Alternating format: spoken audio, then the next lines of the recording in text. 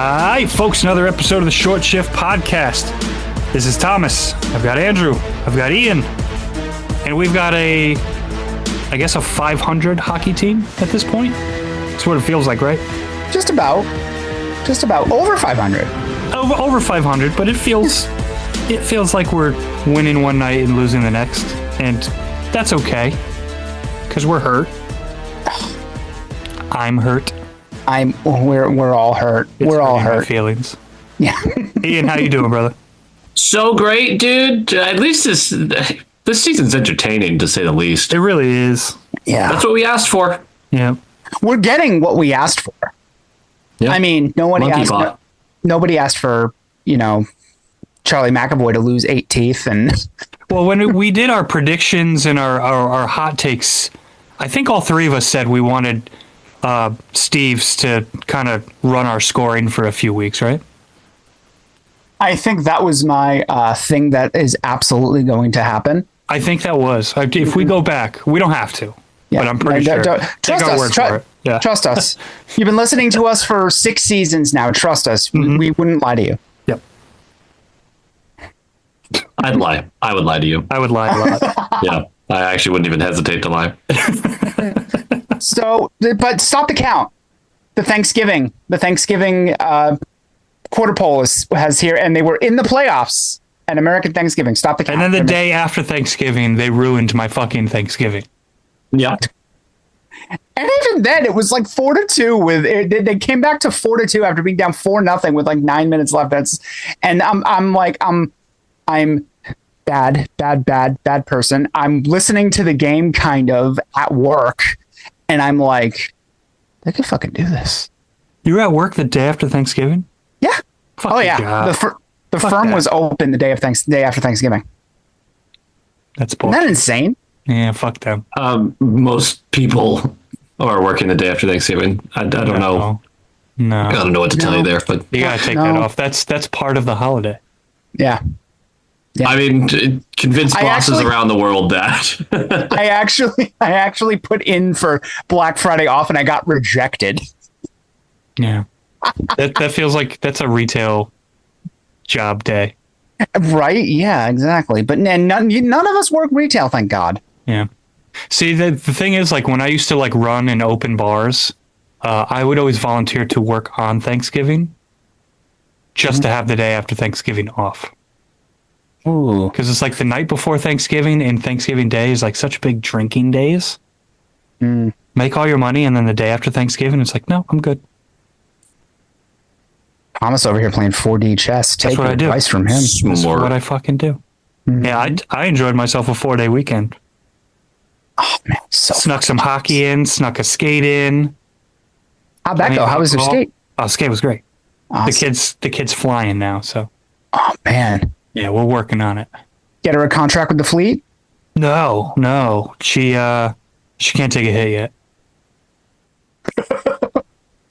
That's the next step. That's the next lesson. Yeah, I mean, he said yet. I definitely heard him say yet. Yeah. So yeah. Mm-hmm. That's the best. That's why Grace doesn't like skating with me, because we're like just doing laps, and I come up behind her and put her into the boards, and she's like, "I fucking hate when you do that." Like, I can't not put you in the boards. Like, it's just love you. Love you, Nikita Zadorov charge incoming. The farther across the rink I go, it means the more I love you. Yep. Ugh. But yeah, stop the count at Thanksgiving. That would have been fine. Yep. Yeah. That would have been fine. Don't look at that. They're 13th in point percentage in the East right now. Mm-hmm. Don't look at that. I mean, there's just so many excuses at this point too, and you don't want to sit there and sound like a whiny fan of being like, "Well, how could you? We got the injuries and the new coach and the blah blah blah blah blah." But at the end of the day, I don't think anyone can get that butthurt about the team. What game was it that they were booing the Bruins after the second period? That was the Black Friday game. That was the Black Friday game. And I said it was dumb, and people tried to tell me that I was full of shit. One, they were like, there's no effort. The second period absolutely had effort in that game. I don't know what they're talking about. But the first period was terrible. I get it.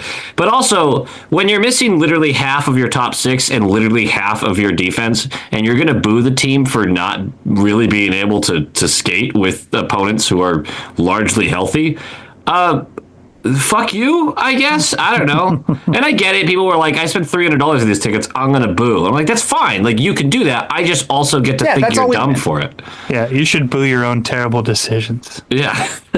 No, I just, like, support the team, absolutely. But I get to think you're dumb for booing a team that is literally doing its best right now. Doing its best. That was not a thing last year. Can you take that over? I only heard like 2 words that you just said. Oh, sorry. But that points to something that just was not a thing last year. They're down 4-0 heading into the third period. They get to within 4-2, and the thought creeps in. Like, did they actually pull this off? The answer was no. Absolutely not. But it was there.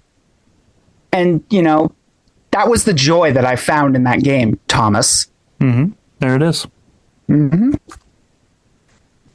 What was your joy, Ian? Well, I mean, again, they fought back, which was nice. I thought we were probably better than the numbers all showed, but again, outshot by a billion, and it just is what it is. There's going to be certain nights like that where things just don't go that way. I don't like when they have a first period where they give up a couple of gifts, obviously, but this is just going to be a nature of this team right now. Especially you're working guys back from injury. You keep having to have call-ups from Providence, and we keep talking about how difficult it is to just jump into this system. It takes some time. It takes some shifts, and I find myself over and over again be like, what is this fucking asshole doing? And I'm like, oh, that's right. This is his 4th shift in this system with the big club. I should kind of calm down a little bit. Again, it sounds like a bunch of whiny excuses, but I simply can't get that mad at a team that has so much going against it right now, and they're just trying to stay afloat. Would you say that they are staying afloat? That was a 2-2 week. Pasta's been hurt for 3 of the games. They went 1-2, but both losses were 1-goal games. If you go 500 while missing multiple members of your top 6 and basically your entire right side of your defense, yeah, I would say that you're treading water at that point. That's as much as I could possibly ask as you going 500 through those games. Yeah, right? That's a very positive version of treading water there. Like, treading water to me is like, hey, we're just squeaking by. This is just squeaking by with, like, weights around your ankles in that water. Yeah. It's like straight up, the missing Pasta, missing McAvoy, that's your NBA Jam lineup. That's hard to fucking work around, and they're doing it. And our best defenseman can't stay out of the fucking penalty box. Oh my God. What's up with Hampus? 8 penalty minutes in the past 4 games, which I know doesn't sound tragic, but all of them have been egregiously bad. I think he's overdoing it right now. He's like overcompensating. He's trying to do too much. Yeah, I think that's the problem. He's getting out of his game. Like, let go of people. Just let go. Stop holding the stick. Yeah. There's frustration there. I think there's frustration but I think the main culprit is him doing too much. The Detroit game, number 2 game. I was like, man, he did not have a good game at all. He had 3 assists. Mm-hmm. So I mean, it's weird. Like, it's weird to see. It's not who Hampus Lindholm is. That's my actual issue with Elias right now, who has, I think, 4 assists in the past 4 games, something like that. He's has 2 multi-point games. Yeah. He has 2 multi-point games, which might be contributing to that. Well, yes, I would say that is contributing to multiple points. Yeah, that makes sense to me. No, if he has 4 points in 4 games, he has 2 multi-point games, and then the other 2 he does nothing. Fucking great math. And even in the games, this is what I'm trying to say though. Even in the games where he has the 2 assists in them, he's invisible to me in every aspect of the ice. He's just completely invisible, and not in a defenseman kind of way where I'm like, oh, he's doing his job. You're the top line center, dude. I have to notice you. I have to notice your impact. He's 0-5 and 5 goals this year. Yeah. He continues to be a bad contract, and I was very hopeful with the tail end of last year being what it was. And obviously, he has 1,000 excuses for this one too. But I don't like the geeky Elias Pasta line. I don't like it. I don't think it's very effective. It always gets outperformed. It always gets outchanced. But Pasta and Geeky usually create something to allow them to bring a couple goals back. But I don't think he's a good 1C, and I would like to see him farther down the lineup. Mm-hmm. Would you put Husnudinov back at 1C even with Pasta out right now? No, not without Pasta. Husnudinav's only purpose on that top line is to recover pucks for those guys. Yeah. He had a great display last game of how when his game's not right, that puck is not staying anywhere near his stick. That was awful. I know he scored a goal. It wasn't even just bad. him though. Like there was multiple. I can recall at least 2 times Arvidsson looked like he swung a rubber stick. Like we were not getting fucking actual blades on shit last night. Yeah. Dude. Peak is a mess. You touched every puck, Peak is but you an didn't go absolute mess anywhere. right now. Oh. I never thought I'd miss Hanra Jokiharju, but here we are. Oh, I don't. I'm not going that far. I just also No, I don't like Peak right now. I am going that far. Peak is an absolute disaster right now. Yeah. And at the very It's rough. least, Jokiharju can, handle a puck. Well, Sometimes sometimes. with it, that's the problem. Sometimes. It's what he does with it that's the problem. But this is what I mean. Look at how we're talking about so many of these players and they're 500. Yeah, that's kind of all we could possibly expect right now. Over 500. I just mean for like Walt Pasta's missing and everything. Yeah. Well, and the lack of loser point makes it seem worse. Yeah, can you imagine in all these one goal games if you just snuck a loser point in? We haven't lost in overtime yet. Well, Thomas, that's a good point to make because the lack of loser point is actually doing us a favor right now, considering we're undefeated in 6 overtimes. Yeah. Yeah. 6 overtimes, but 9 and 6 in 1-goal games. You realize we played 28 games and 15 of them have been decided by 1 goal. I'm fine being a paper tiger. Like I'm totally fine with that. I don't think a paper tiger. What kind of animal is that? We're a glass house, whatever you want to call it. I'm fine with That's this. not an animal. It's a fake team, is what I'm saying. It's a lot of fake success going around, and that's fine because we're hoping that they can build on it. It's a retooling year, but this really does go back to a conversation that we've had in a couple different areas at this point. I just want the front office to also see what's going on. Mm-hmm. Like, I'm terrified that they're going to go to the deadline. Actually, this is on the itinerary. Why don't we just fucking talk about it? The rumors that are getting thrown around about us in Vancouver, They're all bullshit, dude. well, they're all coming from one spot, Yeah. and he's got a hell of a track record. Yeah.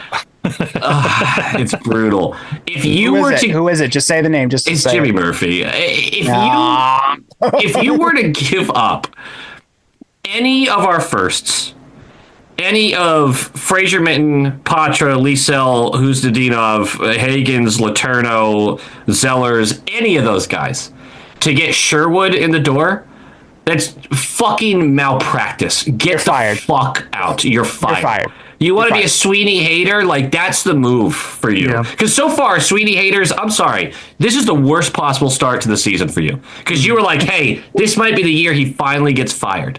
And instead, he's a crazy good trade deadline last year. All of his offseason signings are playing effective roles in this team, shockingly so. Well, not all of them, but most of them. Most of them, thank you. He has 1,000 injuries, and he can be like, well, you can't judge me on this performance. Nobody's healthy. There is nothing. There's so many excuses that he has right now. No one can sit there and be like, Sweeney deserves to be fired for the first 2 months of this season's performance. And the team's overperforming. Yep. I'm not a Sweeney hater. I just find it funny watching people try to twist it into like, how do we get rid of Sweeney? And like, you can't, not right now. No. He's got the job. And speaking of one of his offseason signings, my favorite play of the year was that Tanner Jeannot forecheck. I was literally waiting to talk about him. Yep. Yeah. Mm-hmm. That Tanner Jeannot forecheck where he took out 2 Red Wings by himself, got the puck, got the assist. Sweeney is going to bed in a Tanner Jeannot jersey. I believe it. Wait, who is? Sweeney right now. Like, that's his nightgown. Yep. If he, do you know how much, like, I'm not a Jeannot guy. I watched that and went, "Oh yeah, that's some Same. good stuff right there." Fucking same, dude. That was like Also, my favorite play of the year. not for nothing, that Red Wings game, the game changing play of Sherratt taking the momentum back That by scoring, sucked, dude. that sucked. He interfered with Geeky over the blue line to give himself that space. And look, that play happens 1,000 times a game. Like, I'm not sitting here going to lose my mind about it, but it's such a blatantly missed call, and it leads to a goal against that just evaporates all the momentum. That's Really what bugged hurt. me. Yeah. Yeah. And it's the thing is that you were like, I was talking about it. It's like, oh man, Geeky really missed on the backtrack. You were like, go ahead and watch the replay on that. And I watched 4 different replays of that, and I'm like, what the fuck is he talking about? And then I took the 5th angle that I watched, and I was like, oh, that's interference. I was so confused when you were like, yeah, he dogged his fucking back check. I was like, what are you watching, man? I was like, I'm watching the play, and then I saw another angle, and I was like, oh yeah. Oh, yeah, there it is. Fuck, I hate when he's right. Yeah. God, I would be so bad if we traded for Sherwood. I'm still stuck on that. That would be that'd be rough. But I mean, everybody who's been talking about it again consider the source, and it's just Frank Cervalli's picked up on it huge. I'm not getting my panties in a twist over this. It's just I don't see it. Yeah, I really hope it's not true. I like even if they were kicking the tires on it, I don't see that actually coming to fruition. Well, kicking the tires on, it's called doing your job as a GM. Yep. Like just looking at teams around the league. The Fletcher special. We're going to hold on to that for a long time. Yep. It's my 18th call. Sorry, I'm done. Yeah. But you give away any assets, go away. You clearly don't know what this team is. But right now, like, this is just a rumor. It's just people to get their panties in a twist, like you said, Thomas. My panties have been in a twist about it. And I really don't want it to be true because I like Kiefer Sherwood as a player. He is shooting Morgan Geeky levels right now. Yep. At 30 years old. Not some guy who just fucking found something. Had a really good year last year, too. So this isn't just a one-year wonder. It's just he's building on his good year last year. So just to point that out. But you know what shooting percentage is this year? Ooh, I wonder if it's as high as Geeky's. I'm going to go with 27%. Thomas, you have a guess? I mean, that sounds about right to me. 29.2. It's higher than Geeky's? Yes. God damn. That's hilarious. I like Sherwood. I don't want to entertain Garland. I don't know what it is. I hate his game. I'm not giving up a first and a NHL ready prospect for these guys. That's what they're asking for, supposedly. Fuck no. The point is like if we were in a different position, maybe this is something I would entertain. Like, okay, like we're firmly in a contending spot here, and we can add players to the team. If this was like 3-4 years ago, and this version of Kiefer Sherwood pops up, I'm like, hell yeah, okay. Full speed. This version of the Bruins, wouldn't be like a rental or anything like that. So yeah, this version of the Bruins, fuck no, get out of here. No, you can like the player, but not like the deal, like the idea of the deal. I hate Connor Garland, so that's irrelevant in this conversation. But Kiefer Sherwood would love him on any other version of the Bruins in the last 10 years. Not last year's, not this year's. No, don't do it. And the Sweeney hater talk that you talked about, Ian, at the beginning, they would have all the ammo in the world if this happened. Oh, we would too. We're typically Sweeney fence sitters, right? Like we compliment the good and we insult the bad. But if he spent a bunch of assets at the deadline to bring in help, I'd be livid. If he traded Lysell for a guy who's going to be here for the next 4 years and is a player we like, and totally different scenario. I get that. If you're looking to create more opportunity next year, fine, totally get it. It just can't be for a rental or for a guy on the back half of 30. Like it just doesn't make sense. Yeah. So just know what you are is all I ask from Don Sweeney. I'm fascinated by how many he does listen to podcasts for sure. I'm fascinated by how many Bruins fans are actually really pushing against that narrative. about the Bruins. Like the underlying numbers are gross, and it's like it's probably not a great team. But a lot of people are getting very Spectacles defensive. for 30th right now, Yeah, entering tonight. yeah, it's just not great. But I'm surprised by how many people are pushing back so hard. It's like it's okay to just admit the team might fluctuate a ton this year. This is a sit back and enjoy what the team can do. Like that's what this season is. There's just not a lot of pressure on anything. That's ultimately what you need to wrap your head around. That like remove expectation from this team, and you're going to enjoy it from a week to week basis so much more. And that's why like the booing at the Rangers game. You're not booing because the team's doing terrible. You're booing because you think this team can do better. Mm-hmm. I understand that. But that game didn't matter. Like in the long run, it didn't really matter. Like you've already all forgotten about it if we didn't bring it up. That's a good point, actually. My mother-in-law didn't even reach out to me after that game when she had every fucking right to. Want to know why? Because her team has been dog shit too.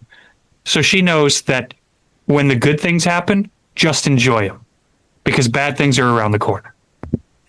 Find your joy. Welcome Cheery as always, to the Thomas. Atlantic. No, like welcome to the Atlantic Division. Yeah. You're in second place, then you're in sixth. It's been 3 days. Like, right. It's just gonna happen this year. It could be worse. You could be Montreal trying to get a 35-year-old defenseman right now. Yeah. Ryan O'Reilly is apparently either going there or New Jersey is the last thing that I read. Just, Imagine the haul. I'm actually hoping he goes to Montreal because they're going to have to give up assets. And I want them to, all this growth that they've been doing and showing looks pretty fucking good. Let Ryan O'Reilly show up there and stunt that a little bit. Yeah. He's also having a down year. Go have a down year in Montreal for me. Well, if you want proof that he's going to stunt it, just listen to Ryan O'Reilly talk about himself. Mm-hmm. Imagine putting that in that room. I'm fine with it. Please do it. I want to see Montreal be competitive, but I don't want them to be better. I don't know if that makes any sense to you, but no, it made. I want them to be good, so us it. beating them feels better. It's not fun to beat up on a shit team when it's Montreal. Yes, maybe it's a little fun, but when they're decent and their fan base has expectations, it makes beating them so much sweeter. I love it, Thomas. I love it. Mm-hmm. That makes perfect sense. That's how to find joy, brother. That's your joy. But that brings up an interesting point. The booing. Process versus results. Marco Sturm has pounded the table for this all year. The results don't really matter as much as the process does. We're at the 2-month point of this season. Boys, how's the process for you? I'm still wildly impressed. I think there are still miscues that are very obvious. See that Sider goal where Arvidsson or Middlestat, I'm pretty sure it was Arvidsson, but just completely didn't know where he was supposed to be defensively. It was Arvidsson. He was in no man's land backing up towards the net, and he just didn't know who to cover. Middlestat was 2 feet from also not covering anyone, so I was like, I don't know. I don't think Middlestat's doing his job either in this one. How about both? How about we blame both? But no, I think Arvidsson clearly would have had Siders. Like, that should have been his assignment. You're going to run into that. Guys working back from injury. Guys are getting back from injury too soon because we don't have the bodies. So there's that aspect of it. But at the end of the day, the process has been really good, and the players are buying in. I'm worried about what the offensive process actually looks like when finalized, because the one and dones are killing me. And yeah, part of it is speed and being able to collect a loose puck, but it is getting really tough to watch this defense fail because the forwards and the defense are part of obviously the offensive possession, but turning the puck over for a quick transition the other way, when the other team spends so much time in your zone, like there's just no group of defensemen that's able to have good defensive numbers when they're defending all game. Yeah. So as much as I do like the process and I am impressed by it, I'm curious what the final result for a healthy offense with a little more talent in it actually looks like. What does a little more talent mean? What does Is that just healthy being mean? Healthy? What is Yeah, right. So healthy means pasta. What's healthy look like? Pasta's back. Does healthy look like? Does healthy look like David Pasternak? Is that the what healthy's face looks like? Is just Pasta's face? I would say healthy would be Pasta's face for sure. Mm-hmm. What I mean by more talent is when Pasta cycles the puck in the offensive zone and can't find anyone to give it to, that he can trust to also make another pass, which leads to a scoring opportunity, that's a fucking problem. When you have Geeky and Pasta and Elias on a line and they're in the offensive zone with the puck, and there's still no options to get this to the net in any sort of high danger way, you start to see them, all right, well, we'll work low to high. And then you have to do that over and over again. You keep whipping it around the boards, hoping to retrieve it, oftentimes not retrieving it. You need somebody who can actually help facilitate these plays. And right now, that's not Geeky's job, nor should it be, because Geeky's on an absolute heater and should be shooting the puck. Pasta's a great facilitator. Elite, by the way. Elias is just an anchor offensively on that line. And you see it across the all four of the lines. The only ones that really don't have that are the third line, but that's because they bang bodies and throw pucks at the net, and that's it. Like, there is no cycling the puck. They're just fucking, we're going to hammer at the net and then throw our dicks in there too. Watching that third line work is a joy. Like once a game, they'll have like a minute 45 possession. They won't score because they don't have finishers, but man, watching them work is a joy to watch. And just Fraser Minton just fitting in so seamlessly between Jeannot and Kastelik. He's kind of fed in seamlessly with whoever he's out there with. Whoever he's out there with, it's just so, oh my God, so good. You know who would have fit in really seamlessly when Pasta went down, but he didn't? Fabian Lysell. Everything that you just described, Ian, would have been, I would think that guy would have really helped. He has 12 points in 9 games, I think, in his last 9. Yeah, he has 18 and 16 this year. Is his full stat line, I believe. Yeah. So Pasta goes down after the Islanders game. Which, by the way, you want to talk about process versus results? Bruins get a dub 3-1, get outshot 45-14. Process versus results, baby. Yeah, that's a scary result. Yeah. But Pasta goes down. Looks like a groin. Kind of pulled up lame at the end. Who do they bring up for Friday? Not a right wing. They bring up Georgi Merkulov. Merkulov gets 1 game and out. Are they just done with Fabian Lysell, guys? I don't think so yet. It feels like it, but I think I think there's a method to the madness, and I have no fucking clue what that method is right now. Mm-hmm. I guess that's more like copium and hope. But yeah, if you're viewing it as you're nervous about his two-way game, fine. If you're worried about his attitude or coachability or whatever the case is, like, I feel like at a certain point you need to just either address it or dump him. I get that he's getting scratched multiple times. I trust that Mougenel probably is being forthcoming, and perhaps that's what's holding Lysell back. But like, let's be honest, like, his offensive upside, I would like to see at this point, because it's either it's going to work or it's not going to work, and people can shut up about him. Mm-hmm. My question is, do they think that he's still a trading, like a trade piece that they may want to use at the deadline? And are they nervous that if they bring him up for a 12-game spell like they did last year, which, by the way, he got scratched last year when he came up too. Just pointing that out real quick. But are they nervous that he comes up here and he doesn't do dick? Yeah. And then his value is gone?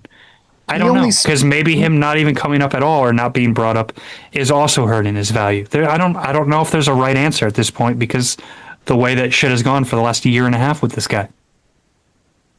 There has been constant scuttlebutt about him taking himself out of an elimination playoff game in the AHL last year. Yeah. Do you think that might be affecting this a little bit? I think at this point, no, because there's been other scratches. Mm-hmm. But I mean, maybe those other scratches don't happen if that never did. I don't know. We're not in the locker room and we don't have enough information. Nobody does. We just know, hey, he has some serious fucking offensive skill. Mm-hmm. Maybe he's a piece of shit between the ears. I don't know. Yeah. It's all conjecture. Like, we've never heard him say anything negative. And to be honest, we haven't really heard very much out of the front office saying anything negative of him. A lot of it's assumption. A lot of it is listening to perhaps not perfectly informed reporters. I don't know. 90% of it's Mark Diver just shitting on him every chance he gets. Yeah. I think that's a real like agenda thing that has been ongoing for so long, and it's so obvious in everything he says. Even the compliments are two-faced. He went down to his knees to block a shot. I repeat, Fabian Lysell has gone down on his knees to block a shot. Shut the fuck up and report on the game. He's such a loser. I think the Lysell situation is actually somewhat simple right now. They missed an opportunity with the Arvidsson injury, but it was also directly after Lysell got scratched for low effort, or something along those lines. So they didn't want to send the wrong message. And then Lysell starts going nuclear and putting up basically multiple points a game for a few games in a row. And Arvidsson gets healthy and gets reinserted back into the lineup. Yes, Pasta is out right now, but they keep expecting him to be back like the next day. And any sort of move right now requires someone coming up or someone going down because we're so tight against the cap. And all of these injuries are creating a really weird IR situation for us. I can't fully explain it because it's really fucking complicated. But they missed this first opportunity. The no paper moves there. The no paper moves is really messing people up here. Yeah, it's getting weird. Lysell has an incredible opportunity, though, because he can just keep grinding away right now. If he keeps putting up these kind of numbers, they won't have a choice. Yeah. They will be forced to bring him up at some point. He's going to get a real look this year. If he doesn't, it's just, we just talked about stuff like this. GM malpractice. You have to give him a showcase at some point this season. There's going to be an opportunity to do so. They didn't want to do it with the Arvidsson injury because it was so close to him getting scratched, and it sends the wrong message to literally everyone. But it also kind of sends a weird message when the guy that you bring up in Pasta's stead has never played right wing. I would call it two different situations. Is it though? Yeah, because Merkulov's requested a trade. It's been documented. Yeah, but Merkulov didn't play the right side when he got called up. But you have a right side going down. Why bring up a lefty? I don't understand. Again, I get that, but at a certain point, that's a different. They're trying to figure out who's the best person to plug in after Lysell. It's just a different situation. They were not willing to bring him up and send the wrong message to his line mates and to the Boston Bruins because this guy just got scratched for a lack of effort. You can't then be like, all right, here's your shot at the big club. Yeah. Like, I think it's just, hey, he already took himself out of the running for this. It's time to just see who the next best guy is. And I think Merkulov, I think we can all agree, good soldier, has led this team or been close to leading this Providence team in goals every year. Like, he's 18 points away. He's 18 points away from being the all-time leading scorer in Providence Bruins history. Yeah, it's disgusting that they gave him 8 minutes and sent him back down. It's just a different. Yeah. It's just not a conversation that should be had in tandem with the Lysell situation. I do see a very deep connection with it because these are two players who are in very similar situations with each other. In terms of not being happy about their current standing with the organization. And Merkulov, and you might be right, Ian. Merkulov has been a good soldier. He doesn't talk. He doesn't say much. It's just he's a good soldier. He puts his head down and does his work. He's a robot. Exactly. He's a robot. He's a robot who, and I love bringing this up, who said when he signed a professional contract, they asked him, "Where's your family?" He's like, "I brought him. They're in Russia because they'd be a distraction if they were here." You psychopath. But it's really difficult to not see that kind of call up and not be like, okay, there might be something going on that's not hockey related here. And I think there's plenty of smoke for that fire. Right. I just don't think it has to do with Merkulov versus Liesel for that particular call-up. Mm-hmm. I think Liesel had taken himself out of the running for the call-up. Like, I had an instance in a job a long time ago where about 2 weeks before a promotion was available, me and a coworker got into it like heavily. Me and this guy were shouting at each other. There was a whole thing. And so we both get written up. We both get in trouble. I would have been a shoe-in for that promotion, would have been the first person in line for it. But when they got around to when that position opened up, which I didn't know it was opening up, no one did. They were like, we literally cannot give this to you because of what just happened. Yeah, we can't reward you at this point. Yeah. And it was a bummer, but I had to sit there and be like, yeah, I kind of see what you mean. Yeah. Because I just had a screaming match with one of my coworkers. I would have been like, takes a lot to get me there, but boy, once I get there. I would have been like, Bonner, I love your passion. Yeah. Here's the promotion. Yeah. Well, I don't think Sweetie's that style. I would have given you the promotion. Thanks, buddy. I appreciate it. More injuries. Well, I Yes. mean, can we just like finish off pasta here? I wish. Here we go. As long as we can watch. So don't think I day have feels the like talent. bullshit, right? Yeah, the injury. Yeah, it does feel like bullshit. Yeah. Okay, so what is going on with? I think this is an NHL wide problem here. Mm-hmm. You just saw this with Toronto. Brandon Carlo is day to day. Brandon Carlo is going to miss a couple days. Brandon Carlo is going to miss a week. Brandon Carlo is now going in for surgery and will miss 3 to 4 months. And I think there's another example of this as well, but I can't pull it off the top of my head. But the Carlo one is the one that really comes to mind. Yeah, I mean, No, but they're like allowed to be more vague with injuries than they've ever been before. And it's virtually every team in the league. Vegas is doing it. Like, and of course, Toronto is. I keep seeing these things like, why are we being so? Hey guys, could you pay attention to the whole league for a fucking second? I mean, we just did this a few weeks ago with Hampus. Yeah. We just did that's right. Yeah, I think it was the Dangle podcast, honestly, where they're like, "Why is Toronto being like this?" I'm like, you guys talk about the rest of the league all the time. How do you not see that every team is doing this? Yeah, I don't know. it's definitely a league wide problem. But Thomas, what do you mean by bullshit? Like that it's not actually day to day. Like, I think they know that it's not day to day because very clearly they're not traveling with him. And granted, it was a 1-game trip. I think But they he's just not knew. skating this week. That's what I'm talking about. Yeah. When you say day to day, that means to me that he's close, and it's just a matter of, hey, I woke up this morning, it feels good, let's give it a rip. If you're not skating, you're not day to day. Yeah. So to say day to day is bullshit. They're lawyering their way through the definition of day to day. Day to day has a new meaning. Mm-hmm. Aren't we all day to day? Well, I mean, like day to day is like, Thomas, how you enjoying the job? Dude, it's day to day. When I know full well I'm there for another 6 months at least. You know what I mean? Like, I'm not quitting next week. Yeah, exactly. That's white boy speak for I'm here for the rest of my life. Yeah. It's day to day. White boy speak. Yeah. When you guys ask me like, hey, Thomas, how you doing? And I just say living. I'm living. Oh, I know what that means. What the fuck does that mean? I woke up today. Yep. That's pretty much it. I woke up today. I took a dump. I was upright. Yep. Nothing turned green, fell off. That's Well, it. Sometimes it's green.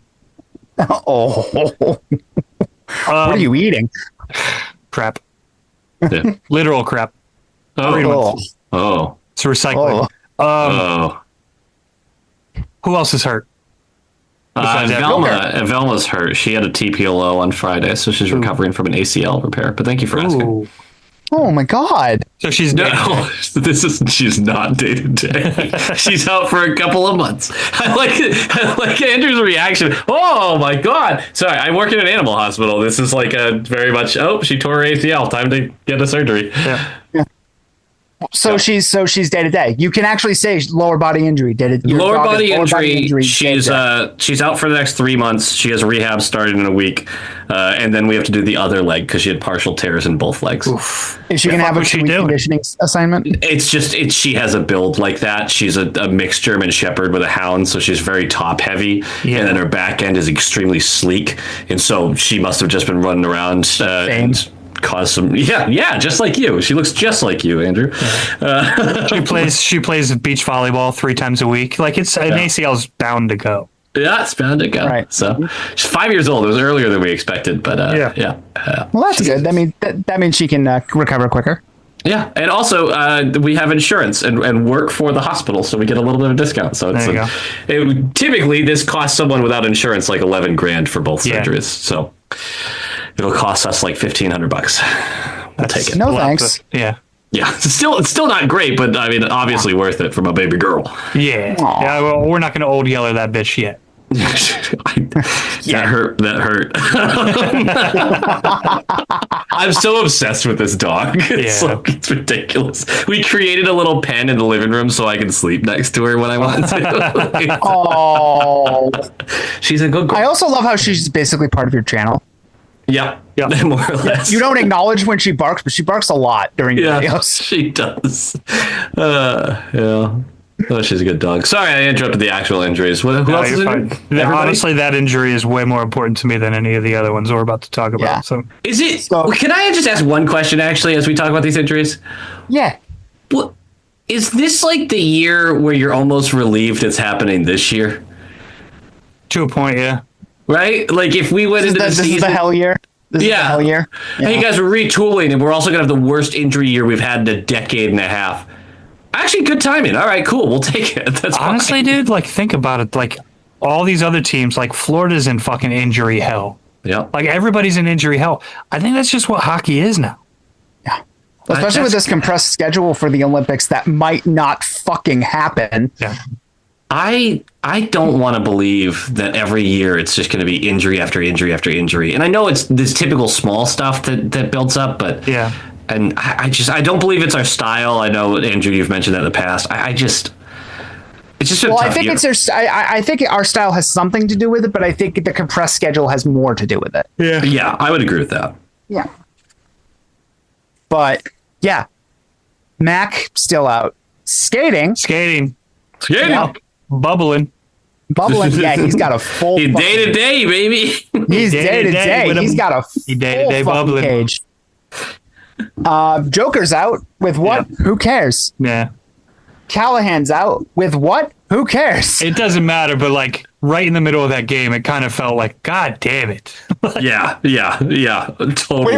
When Judd with like 12 minutes left in the first period was like, well, I don't see Mike Callahan out on the bench. It's like, what the fuck? Yeah. when you know you're in trouble when it's just like Callahan goes out and you're upset and you're like, well, we're fucked. Yeah. Like he's that last finger in the dam. I know we're fucked every time I see Aspero on our top pair. That's my moment. He scored a goal last night. Shut your mouth. Okay, hold on. That goal should never go in. That goal should have never gone in. Does an NHL caliber goaltender ever let that goal in? Ever?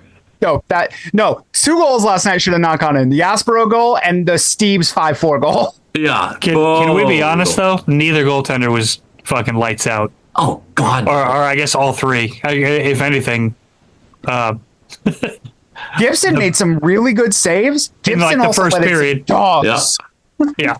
Gibson's rough. They're both they're in trouble as far as goaltending goes. They're not going to win a lot of games with like what's their save percentages? Both of them are like teetering around 9, right? 78. Yeah. So Talbot is around an 889-ish, somewhere around there, I think. And because I just did these numbers the other day. And then it was an 865 for Gibson. Yeah. Their team save percentage is 878 right now. I mean, they would kill it in the Federal League. Yeah, they would. Absolutely. The OHL, they'd be elite. They would be great. And I just did a spot for Jambi's new podcast, PFH. It's going to be dropping, I believe, on the day that this episode's dropping on Thursday. So keep an eye on that. PFH stands for Play Fucking Hockey. The Red Wings have Sebastian Cossa in Grand Rapids, and he just came off of a stretch where he is now currently 9-1 with a 1.58 goals against and a 936 save percentage. Yeah, Jambi's been talking about Cossa for about 3 years now. You should probably give him a shot. Yeah, probably about that time. So, yeah, no, they're going. But where was I? Where were we? Oh yeah, Injuries, yes. We're about to suit up our 10th defenseman in game 29. So deep. So deep. A little too deep for my comfort, I'll tell you that. Choose your fighter. Frederick Brunet or Victor Soderstrom. It's going to be Soderstrom. They're going to want someone on the right hand. Like, they're not going to bring up Brunet. They might bring up Sweezy just for the consistency and the big body factor, but Storm has confirmed that it's either going to be Brunet or Soderstrom. Oh, all right, great. Then, I'm going to go with Soderstrom. Even though his camp was brutal, I heard that he's really been kind of working his way back from that. He's looked pretty good in the AHL. I haven't watched enough to have an opinion. But, hey, at least Lindholm, Middlestat, and Alfredson are back. They all look awful. They need time. Middlestat coming back with no practice and Stern being like, hell yeah, brother. I don't like that. I respect it. I don't like it, but I respect it. No, I like that he came back the way that he came back because he just wants to play. You know, I respect that. I don't respect Stern being like, yeah, man, dude, yeah, he came right back, no practice. He didn't pull the shoot, none of that. And I'm just like, no, I would have liked a couple of practices before you came back. Come on, that never happens if we didn't have 9 injuries going. That's very true. It's like, come on, if I have to play Matai Blumel one more game, I'm going to lose it. Which Blumel is also hurt. I find it funny that like the guy who's really not getting any flack for any performance issues at all this season is Sturm, because he has every excuse as well, but also again kind of an impressive start even with everything going on. Yeah. He did say last night at the post-game presser, man, I wish we would stop getting hurt. Yeah, you and I both, man. Yeah. I think we can all share that sentiment. Thank you. But that's a good segue, Ian. Yeah. Strength of schedule. I don't believe in any of it. I sent it to you. There are stats. Yeah. There's charts. The Boston Bruins, up to this point, have treaded water, quote unquote, day to day, living with the second hardest schedule in the league up to this point. Second hardest strength of schedule. Mm-hmm. They have the 8th easiest going forward. They're the 8th easiest 55 games left, 54 games left. It is a very that is a very fluid stat. Yeah. But I find it interesting that this team was going to be awful and terrible and bad and all of that. They've had the second hardest schedule up to this point and are over 500. There's got to be some props there for Sturm. Yes, I agree.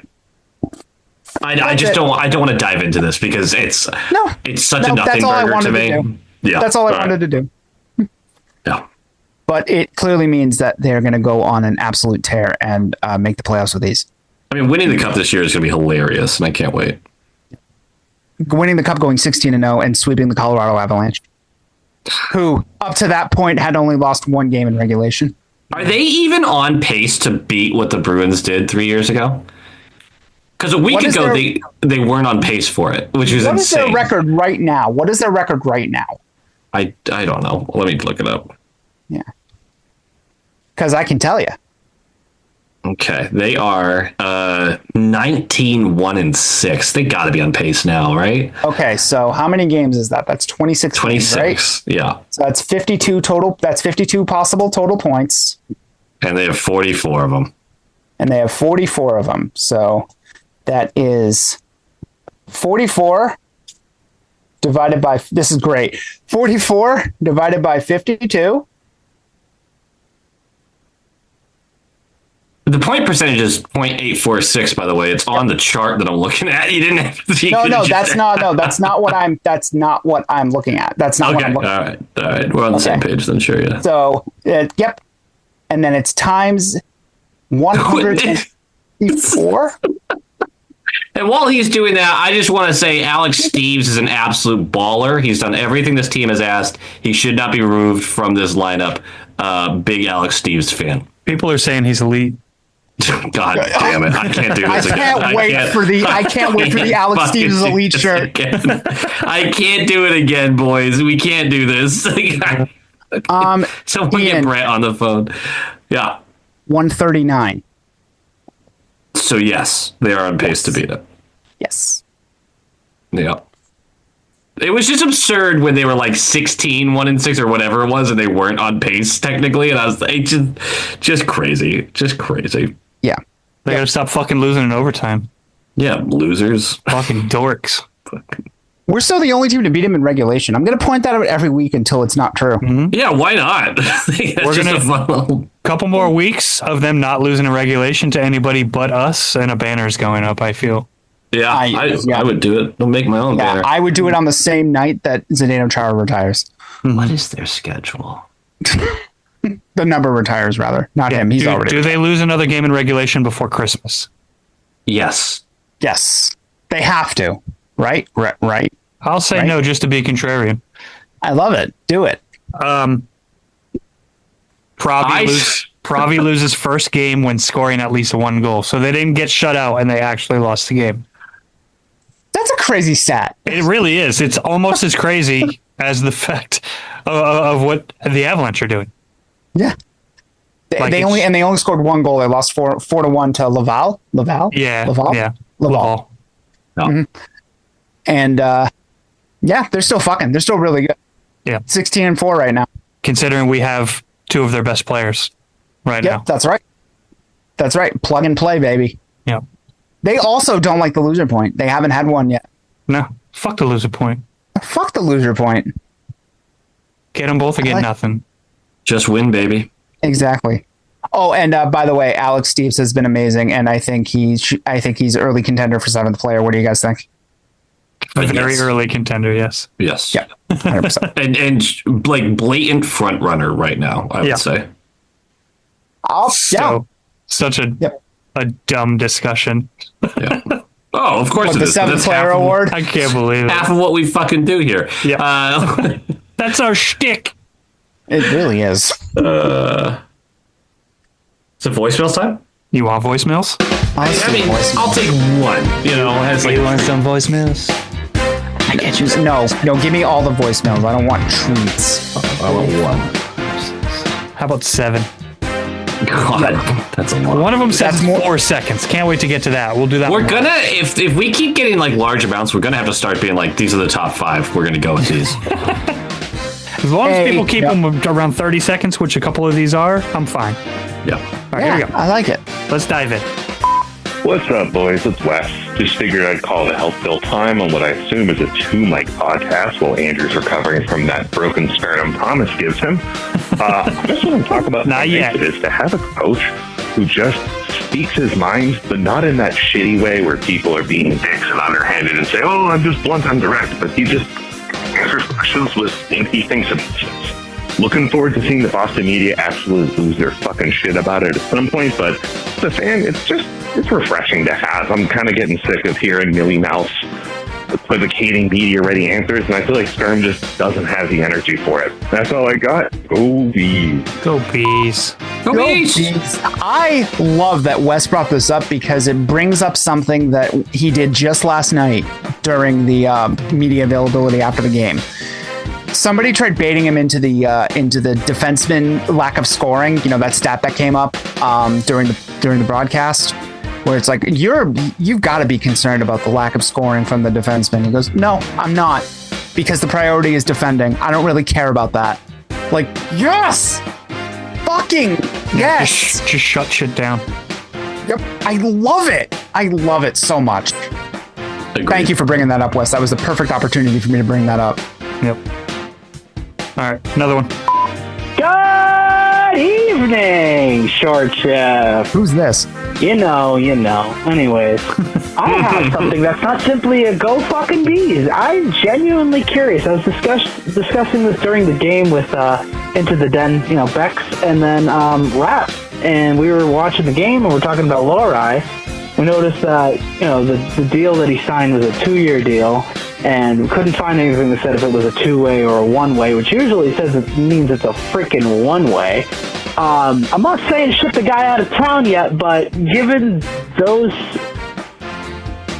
facts of it being a 3.2 mil per, at what point do you guys think about sending him out of town? I'm not saying you do it yet. This is literally just me being curious. Also, thank you, Toronto, for Alex Steves, and thank you, Toronto, for Fraser Minton. I hope you fucking drown in a pool of Steve Dangle's tears. Anyways, heads up with the big old... Fuck the Islanders! And thank you! Go Bees. BBs? I will only say one thing about this. He's not untouchable at the deadline. Yeah. That's it. I'm just about there. Oh man, it would suck to give up on that natural ability. It's just, but at what point do we keep waiting for it and waiting for it and waiting for it and keep seeing glimpses of it and keep being fooled by the glimpses? He doesn't need to spend his 25th birthday in Providence. No. He wouldn't if he was put on he's- waivers. He'd be snapped up in a heartbeat. That's going to be my answer to that question. He doesn't need to spend it in Providence. He either needs to be in Boston, or we need to get something out of it in a deal. Speaking of, it needs to be at the deadline if it's going to happen. Like, it's shit or get off the pot time for me. yeah, I get that. Speaking of Steves, what did you think of that shorty, that Steves and that Mitten and Steves teamed up on against the Islanders? It's Awesome. It's Just fucking awesome. Yeah, it's genuinely awesome, and it's almost like every night you see one of those two dudes do something awesome, and it makes us, in a weird way, feel like we're still competing with and winning Game 7s over Toronto every night. Yep. Like, Yep. Point totals can't be aren't that there far. for Minton yet, but They're not, dude, but I have like- a lot of faith. His ability to create, and he does it. He plays a great 2-way game. His ability to create, even if it doesn't get finished, is exciting to me because he's showing maturity. Yeah. He's so conscious on the ice. It's fucking awesome. At least once every few games, he goes on this one-man forecheck where he just puts him through a torture chamber. Mm-hmm. And one of these days, he's gonna convert that into a goal, and it's gonna be best play of the year. Dude, honestly, a player like that doesn't even need to be a 25-30 goal scorer to be a fucking superstar for your team. Yeah, sure. Yep. What did you say, Ian, earlier in the year? 15-year third liner? Yeah, I like the way he plays the game and everything he brings to it. I do not care if this is his fucking ceiling. Like, I want this guy on my team every night. Here's another one. Morning, fellas. This is British Al in Toronto, Ontario. Just came back last night from the Providence Bruins absolutely dick slapping the Marlies. Liddell's second goal was class. Please watch it if you can. Pietro stood on his head. Lockmellis for Ian. Lockmellis. Bar Downski for goal number 5 on the power play at the end. They were really fighting for it. First ever call. I've left a voicemail before, but it probably wasn't good enough. That's okay. And shout out Alex Steves, Toronto Marlies legend, for scoring 2 goals for Big Bruins last night against the Islanders. We'll take that. Have a lovely American Thanksgiving, although I don't understand it. Be thankful every fucking day. Go Bees! Go Bees! Go Bees. It's more about Bees. the murder of indigenous people. I think that's what they were supposed to be celebrating, unfortunately. Providence Canada does it right. They celebrate the harvest, and that's what seems like a better way to go about it. Yeah. And people are going to be mad that I said that. Providence is such a good watch right now. They're such a good watch. Yep. That Lysell goal was disgusting. Yeah. Fantastic. Absolutely disgusting. And that's the thing. He's doing those things. People are watching those, and they're wanting to see it up here, and I don't blame them. I get it. I don't know if he's going to be able to do all that shit up here. He hasn't yet. In the minimal, but the time that he has spent up here. Yep. Good calls this week. Yep. We got more though, Hey, right? plus, it's Dudes. I haven't called in a while. Yeah, hope everything's alright with y'all. That Rangers game, that was in fuck. I hope, Pasta and Zaka are okay, and they was just taking a day off knowing we had back-to-back. Yeah, I mean, I'm not too unhappy with the season thus far, right? Like, a little better than I expected. So, yeah, we take that. Yeah, other than that, man, fuck, it's been good. Anyway, go Bees, and yeah, y'all have a good rest of the week. Go Bees. Go Go Bees. I Bees. love Dudesy. I do too. I love that his fantasy season's a nightmare right now because he can't stop getting injured all up and down the lineup. He's like, You like that? Yeah, I enjoy it. He's really dying inside, and it's a really good bit at this point. in the shorty fantasy league, he's 7-1. Is he actually? Yes. Fucking, I think he's like 6-2 in hours. Actually, no, that's Yeah. probably not right. But I think he's still doing fine. Yeah, he's tied for the best record, and I'm right behind him. I'm 6-2. Dude, how do you have 2 losses? Are you some kind of loser? Twice. I'm 7-1. Although I'm probably fucked this week. So that's What are you, some kind of loser? He's 5-3, so he's doing fine. It's just been fun watching him lament all the injuries. Here's another one. Hey boys, Bobby Crossbar here. Oh yeah. Just wanted to call and let you know that they don't make Jankos like they used to. I'm super excited that Jankos are back because I really prefer baggy pants because it doesn't look like I'm walking down the street with a gigantic lead pipe in my pants.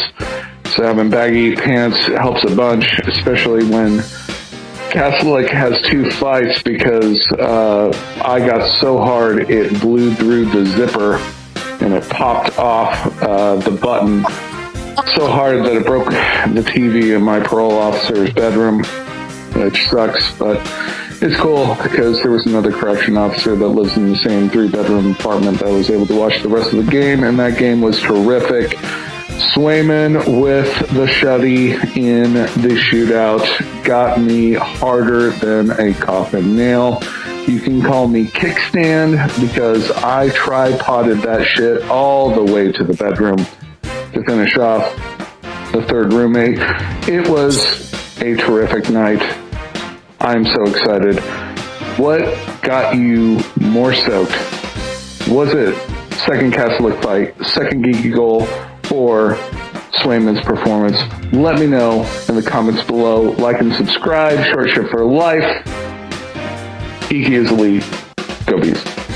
Go Bees. I didn't enjoy any of that. Yeah, all 3 of them were just kind of whatever, to be honest. Fucking brutal. I certainly didn't like how Catholic knocked Mort Setter the fuck out.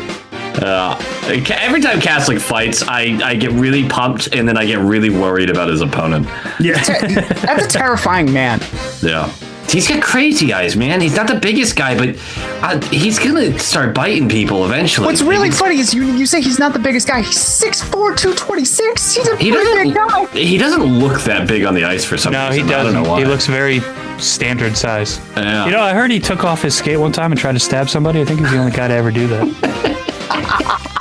Such a Swayman good had a movie. phenomenal fucking game. Phenomenal game. I wish he did that last night, but did not have the same game in Detroit. But The glove save on Kane got me so hype. yeah, Just snatched are it. you talking It's about? like You're talking about in the shootout? the shootout? Yep. Yeah. Kane's attempt was fucking pathetic. I would be livid if that was a Bruin going in there. It was just absolutely useless. And do you guys recall who they didn't bring out in that shootout? Larkin was the first guy, right? No, Larkin didn't shoot. Did he not? No. Sucks to suck, I guess. Yeah. Interesting. 2 more calls. Yeah. Hey, what's up, guys? It's Scott. I'm pretty sure it's safe to say that Castellic has broken Moritz Sider. He reminded the man why he's only fought two times in his entire career. The dude kind of sucks at fighting. So now that Sider has been so emasculated, he decides back home in Detroit to use his stick as a Rottweiler on Zadorov, and somehow Zadorov gets the misconduct for this? These refs are on crack. Anyway, super stoked to see how well the Geeky is Elite shirt is doing for you guys. You can hit me up through DM on Discord, and I take PayPal, Venmo, or Cash App for those royalties. So just let me know. Love you guys. Bye. Hey, go Bees. Go Bees. Zadorov said something. Yeah.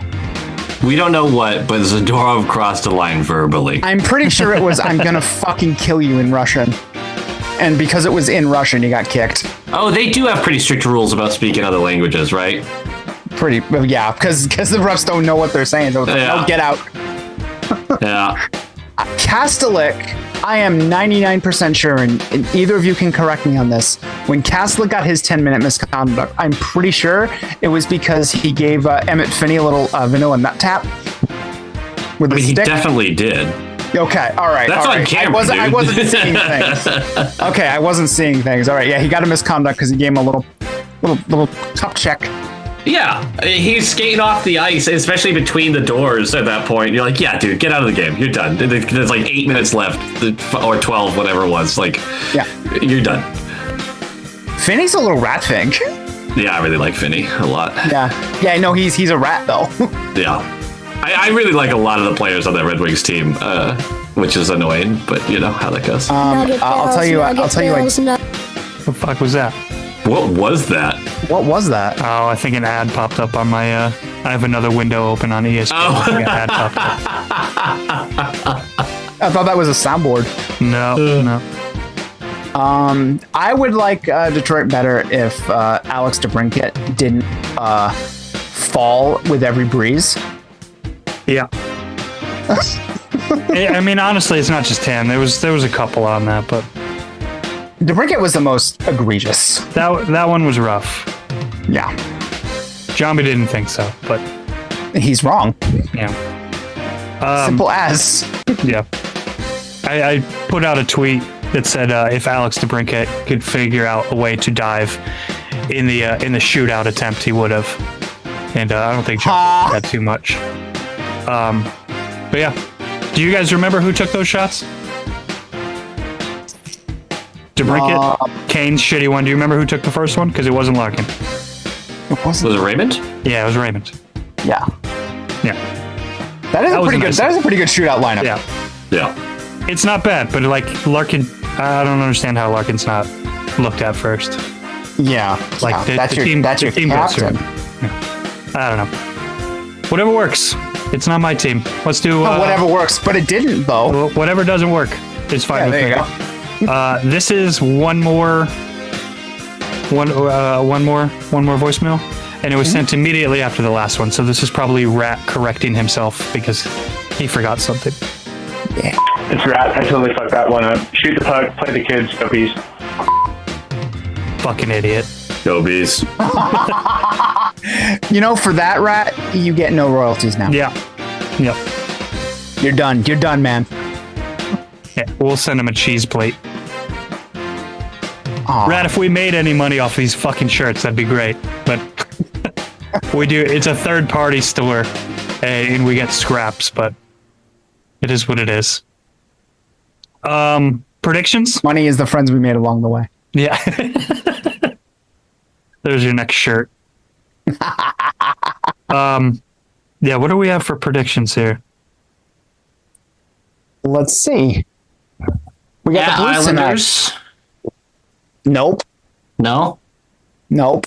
Oh, is this an old version of this? This is an old It version. sure This is. is Blues, Devils. Whose Blues fucking again. job is it to update this shit? Depends on how busy I am at work. What do we have? Blues tonight, Devils on Saturday, Blues again on Tuesday. I am greatly enjoying that we're playing the Blues twice. Mhm. Because They're they a are. fucking mess. The Monty Binnington stuff from this week. Did you guys hear about it? No, go ahead. Monty got weird with the presser. So Binnington gets pulled 12 minutes in after giving up 2 goals on 3 shots. And I guess Binnington screamed at Monty, and they were asking, what did Binnington say to you? And he said, "Oh, he just told me he loved me, and I love him too." You fucking dork. Yeah, bunch of losers. They're both dorks. Fuck it. Yeah. Devils can cause some problems. I'll say we beat the Blues twice and we lose to the Devils. I got the same. Yeah. I go triple dubs. We're finally going to string together some wins here. Okay. Okay. Are you assuming that anybody's coming back? Yeah, that was my next question. No. Yeah. Good. We're doing it without pasta. Fucking bring it. Soderstrom hat trick. No, you know what? I won't go that far, Andrew. You can have that one yourself. Soderstrom 3 assist game. Nope, still all you. Soderstrom Gordie Howe. Soderstrom getting 3 points over the course of the next 3 games. Honestly? No, I'm not even going to go that far. I'll take it. Ian, I think you have some shit to promote.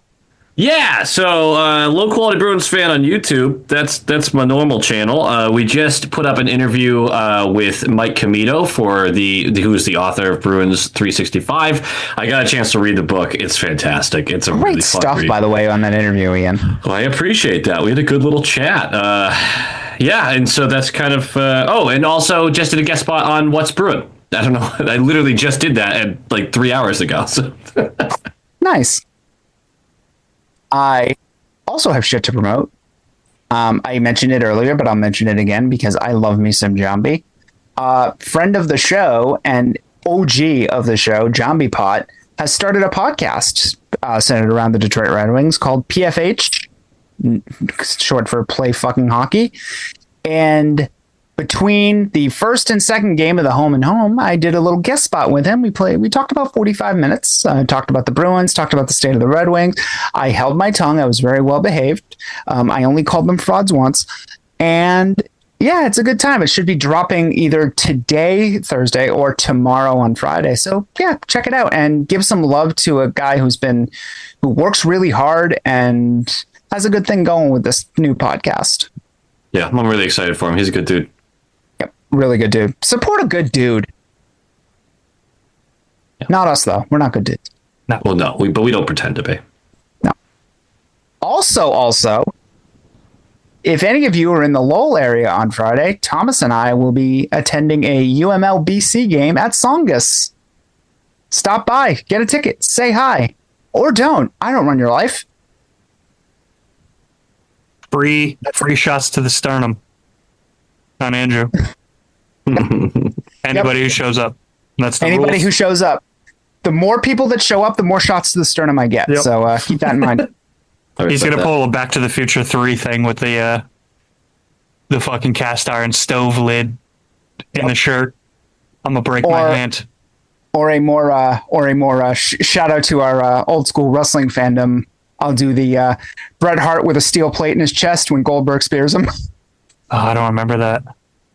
Look it up; it's hilarious. It sounds about right. I think that Bret Hart is the wrestling equivalent of Clint Eastwood. Old and bitter. Old and bitter. Yes. Gonna be us. Oh, we're already there. You're there. I'm fucking there. Yeah, I'm definitely there. Ian's almost there. Almost. Well, good luck. Good luck to Velma with the leg. Thank you. Andrew, good luck with you with the leg. God, that was fucking funny. We never pretended to be nice guys. We're almost 40 years in with that. I don't think luck is hitting me here. Something's hitting you. Andrew. Yeah, Thomas on Friday. Andrew, I'm pretty sure Ian would set up a crate right next to his couch so he can sleep near you. Yep, I would. Yep. I know he would. And Ian, that's why you're my second favorite member of this podcast. Damn, that's actually pretty good. I'm surprised about that. Are we counting all the guest spots that we've done? Yes, we are. Yes. Okay, good. 100%. Nice. Yeah, I'll take that all day. Pretty good. There you go. Go Bees? Yeah. Yeah, go Bees! Go Bees! Go Bees! Later, boys. Later, guys.